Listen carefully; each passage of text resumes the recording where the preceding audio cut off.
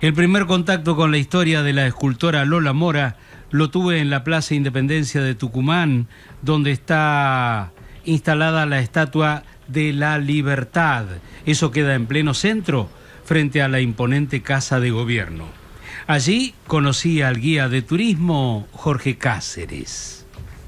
Buenos días, Muy bien. ¿Cómo están? ¿Todo bien? ¿Cómo va? Bienvenido a nuestra ciudad. Sí, está floreciendo los lapachos. Ya. Sí, no, ya este tiempo comienza a florecer el lapacho, así también como las flores que tiene alrededor las plantas de naranjo. Muy bueno. Que eso da un olor al azar a este lugar en la época de agosto, septiembre, y bueno, donde embellece a este lugar, que es la plaza más importante, que es la Plaza Matriz, que se llama Plaza Independencia. Sí, frente a la Casa de Gobierno, que aparte tiene una de las mejores esculturas de Lola Mora, ¿no? Exactamente, esta es una escultura que realizó Lola Mora en el año 1903, cuando vuelve de Buenos Aires.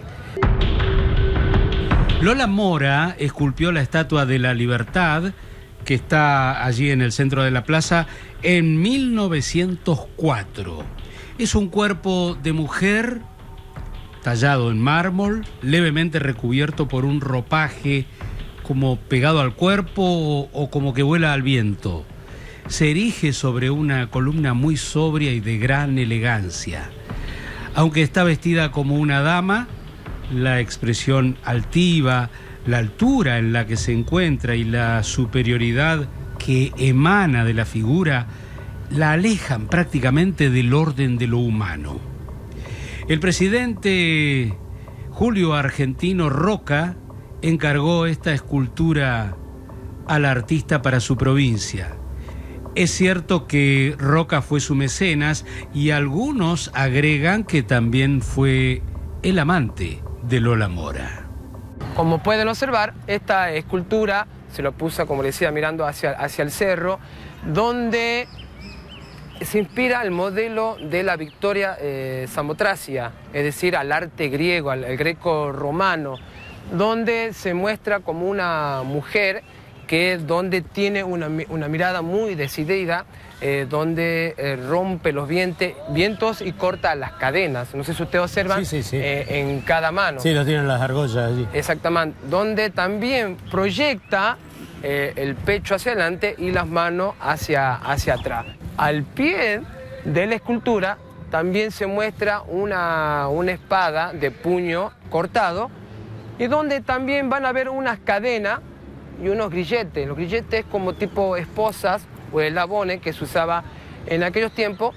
Y al costado, ahí es donde se observa una corona de laurel, que eso está justamente a los pies y eso representa la victoria, es decir, sobre la guerra de la independencia. A 10 cuadras de allí está la estatua que inmortaliza a Juan Bautista Alberdi, el hombre que con sus ideas inspiró la Constitución Nacional de 1853. Es una de las obras más acabadas de Lola y pertenece a ese tiempo de gran creatividad y productividad artística. El ilustre jurista tucumano está firmemente plantado de pie, con los brazos cruzados sobre el pecho y la cabeza agacha en actitud meditabunda. La obra está cincelada en mármol de Carrara. En el conjunto aparecen allí la República, un gracioso ángel y una lira, símbolo de la veta artística del tucumano, que era un buen ejecutante de piano. Para comprender qué clase de mujer era Dolores Candelaria Mora Vega de Hernández, tal el nombre completo de Lola Mora, es preciso ir hasta la Casa Histórica de Tucumán. Allí en el traspatio están los dos célebres sobrerrelieves que representan la Revolución de Mayo y la Independencia, también realizados por esta artista universal. Y después hay que hablar con Marcela, una entusiasta historiadora especializada en la artista, que me dice: Lola Mora es, digamos, una figura interesante si uno la toma en cuenta y considera el contexto, el clima de época en el que nace y las situaciones que le tocan vivir. Ella, siendo muy joven, muere su mamá y su papá, casi con 3 días de diferencia, entonces queda huérfana ella y sus hermanas, y va a tener un tutor que va a ser el marido de una de las hermanas, que es Guillermo Rucker, que es un ingeniero alemán, que muy vinculado a la masonería. Entonces la vida, digamos, de estas hermanas Mora va a salir de lo común, digamos, en ese periodo. En el Museo Provincial está ahí el germen de su arte. Son los retratos en carbonilla de los gobernadores tucumanos y que llamaran tanto la atención por su calidad. Ella las realiza para una kermés que se va a hacer en 1894, organizada por la Sociedad de Beneficencia. Era en el retrato de 20 gobernadores tucumanos, realizadas en papel canzón, con goma, esfumino, y la mayoría de estos retratos habían sido extraídos de fotografías, entonces para, digamos, evitar esa rigurosidad de los rostros, utiliza estos materiales y los va a donar este conjunto al gobierno de la provincia. El gobierno de la provincia de Tucumán recibe esta donación, pero decide comprarla simbólicamente. Había sido un regalo, pero decide comprarlo, y se pone el precio de 5.000 pesos en ese momento, que era bastante elevado si tomamos en cuenta los sueldos de quienes estaban vinculados al mundo de la cultura en Tucumán. Entre 1890 y 1900 hubo una gran inversión en cultura de parte del gobierno. En ese sentido, Lola tuvo la suerte que después le faltaría en la vida. Habían llegado a la provincia 2 artistas italianos, producto de la inmigración, a fines del siglo XIX, y uno de ellos va a ser el maestro de Lola Mora, que es Falcucci, Santiago Falcucci, que es quien, digamos, va a tener su taller de arte y quien impulsaba a estas niñas a participar en estas exposiciones, digamos, del periodo. Sí había un clima, digamos, cultural muy importante mucho tiempo antes de la creación de la universidad en Tucumán, que va a ser en 1914, formado, digamos, por este grupo de maestros extranjeros, digamos, que vienen a la provincia, por el acceso de las mujeres a la educación, por el asociacionismo cultural que comienza a funcionar, y Lola Mora es producto de ese ambiente. Bueno, así es como se va finalmente a Europa. Sí, se va casi a mediados en 1897 se va, y ahí no se va en principio, digamos, para desarrollarse en escultura, porque no era esa su opción, digamos, en primer lugar, sino pintura, pero se va a vincular, su maestro allá va a ser Paolo Michetti, y él compartía taller con un escultor. Entonces ahí es donde empieza a interesarse en la escultura.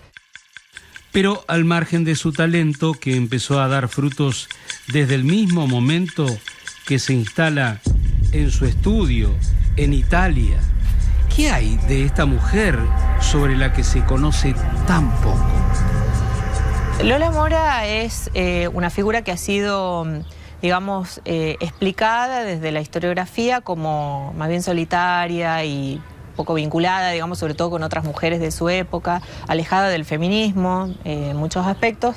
Creo que hay un gran desconocimiento sobre esos primeros 30 años de su vida que ocurren acá, transcurren en Tucumán, donde ella tenía vínculo con sus compañeras de taller, tenía una fuerte relación con su hermana, que es la que se casa con este ingeniero alemán. Tanto Lola Mora como su hermana piden entrar a una asociación masónica de Tucumán, por ejemplo, a principios de siglo. Sí, es rechazado porque las mujeres no, digamos, en Tucumán por lo menos la sociedad masónica no aceptaba mujeres. Bueno, pero eso es un rasgo ya de que prefigura la mujer que iba a ser, ¿no? Sí, totalmente, y además el feminismo en muchos aspectos llega a provincias más bien mediterráneas como esta, a través de las redes de la masonería. Entonces, pienso que la figura de Lola Mora en algunos aspectos todavía merece ser estudiada. En cuanto a la mujer, también se ha mostrado como una figura, e incluso se la sigue presentando así, más bien problemática, difícil.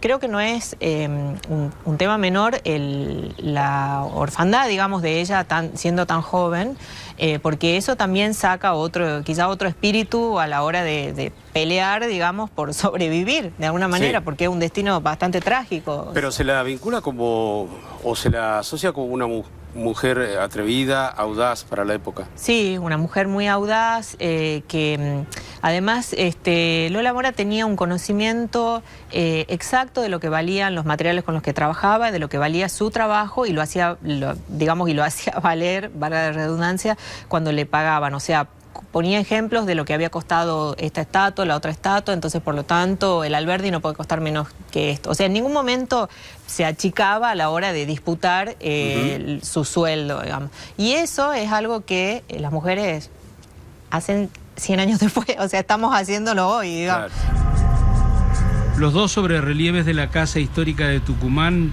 fueron un encargo del Gobierno Nacional con motivo de la remodelación completa del edificio, el símbolo del 9 de julio de 1816.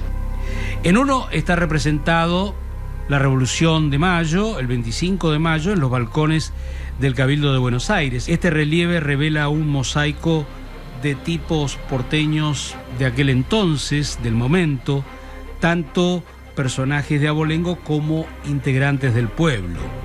En el otro, enfrente, el sobrerrelieve de la Independencia, que representa el 9 de julio, la artista muestra el espacio interior de la casa con su mobiliario de época. El trabajo del cortinado, sobre todo, da cuenta de la maestría de la autora.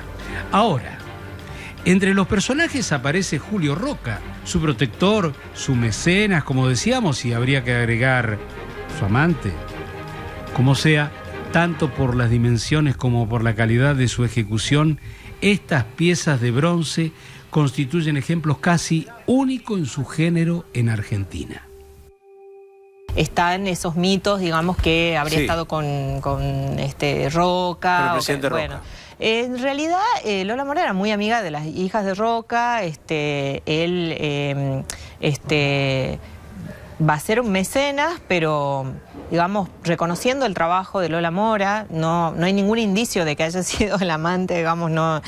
Sí me parece que era una persona que estaba muy interesada en su trabajo, que además apoyaba esto, y que la manera de ella de agradecer, poniendo, por ejemplo, en uno de los bajos relieves está Roca, en el de la Guerra de Independencia. Sí, qué raro y eso, ¿no? Es ¿no? llamativo, pero para la época no era tan llamativo, digamos, que los artistas agradecieran de esa manera a quien, porque ese encargo lo hace él, digamos, principalmente. Creo que ella conocía muy bien cómo manejarse, digamos. Ella incluso, cuando regala la Galería de los Gobernadores, dice: deseo asociarme al fervor patriótico en estos días. O sea, tenía muy claro eso, digamos, de que el Estado estaba invirtiendo en eso, porque estaba muy interesado en que se extendiera, digamos, ese sentimiento patriótico en una población que se estaba alimentando también de inmigrantes, es decir, que digamos, que ella sabe muy bien incorporarse a ese espíritu de época.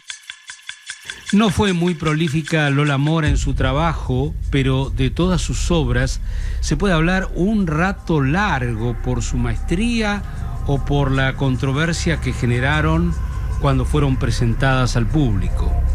La Fuente de las Nereidas combina ambos aspectos. También llamada El Tocador de Venus, es la obra más conocida y más relevante de Lola. Estaba previsto que se instalara frente justo y nada menos a la Catedral Metropolitana de Buenos Aires, allí en la Plaza de Mayo. La obra fue esculpida en su estudio de Roma, y cuando en agosto de 1902 ella regresó a Buenos Aires con los bloques de la fuente, al descubrirse las estatuas desnudas que la conformaban, estalló el escándalo y se consideró poco apropiada su ubicación. Fue así que su primer emplazamiento entonces fue en la calle Cangallo, enfrente de la Casa Rosada, pero una vez más, la presión de las ligas moralistas, que además de quejarse de los desnudos de la obra, no toleraban verla trabajar a Lola en pantalones en su taller, obligaron entonces a su traslado definitivo a la alejada Costanera Sur, donde aún hoy se encuentra. Hay una gran controversia, primero por el lugar en donde se ubican, consideraban en ese momento que no era lo más adecuado. Después va a haber también controversia por la fuente en sí, por los desnudos, por lo que, digamos, por el pudor de la época, pero también hay una crítica muy favorable a ese, digamos, a esa obra. ¿Pero quién se oponía a la obra? Bueno, había en un momento, digamos, ese pudor, digamos, quienes van a criticar eso, van a ser personas, digamos, de sectores más bien altos de la sociedad. ¿Puede ser considerada como una de las primeras feministas? Bueno, ella tenía un tema, digamos, con el feminismo porque es muy atacada cuando, por ejemplo, se la invita a la inauguración de la fuente y va a estar en el Club del Progreso en Buenos Aires, rodeada de varones, digamos, ella es la única mujer, pero bueno, era la artista. Y hay como muchas críticas del feminismo de Lola Mora, como que Lola Mora no está en la causa feminista. Sí, y lo que me interesa saber también si... Por eso remarco siempre la característica de mujer, ¿no? Sí. Porque ella es como que abrió un camino, digamos, con sus audacias y sus irreverencias. Si en Italia también era considerada de la misma manera. Seguramente no como acá, que era, digamos, realmente cuando ella viene a emplazar las estatuas en 1904 en Tucumán, es el suceso, digamos, claro. Ese tiempo que está acá, que es poco, pero estaba en su taller, la gente iba a visitarla al taller, bueno. Andaba, digamos que se asombraba a la gente que la veía en pantalones, ¿no? Sí, andaba en pantalones y además trepada arriba de las esculturas, o sea, muy fotografiada, se sacaban muchas fotos, ella quería que se publiquen noticias sobre ella, mandaba a ella las noticias, o sea, le gustaba claro, la era figuración. como, claro, entendía que de esa manera también estaba vigente y que la podían contratar, digamos, para hacer otro tipo de trabajo. Proyectos que no se concretaron por la negativa de la artista a cambiar su nacionalidad argentina. También había ganado el concurso para hacer el monumento a la bandera en Rosario y había empezado, de hecho, trabajando en los ornamentos. Pero hacia 1913, más o menos, su estrella empieza a decaer. Lola Mora pagó carísimo su adhesión a Julio Argentino Roca. Fue tildada de impúdica, se decidió trasladar desde el poder a la Fuente de las Nereidas a la Costanera Sur y en 1921 se dispuso el desalojo, como contábamos antes, de las esculturas del Congreso de la Nación. Todo mal, sus obras se dispersaron entonces por distintas provincias. Una comisión en Santa Fe anuló el contrato que tenía para hacer el monumento a la bandera. Lola entonces volvió a Salta para reinventarse en otra cosa muy distinta y dejó de ser la escultora conocida, rebelde, atrevida. Se convenció de que los suelos del norte, del noroeste del país eran ricos en minerales y se embarcó en varios proyectos increíbles para una mujer, entre ellos buscar petróleo a partir de la trituración y destilación de piedras en Rosario de la Frontera, donde había montado un laboratorio. Terminó por fundirse. En 1934, ya con su salud quebrada, artistas y amigos de Salta y Tucumán le tuvieron que costear el viaje a Buenos Aires, donde quedó al cuidado de sus sobrinas y murió en el olvido y en la pobreza el 7 de junio de 1936.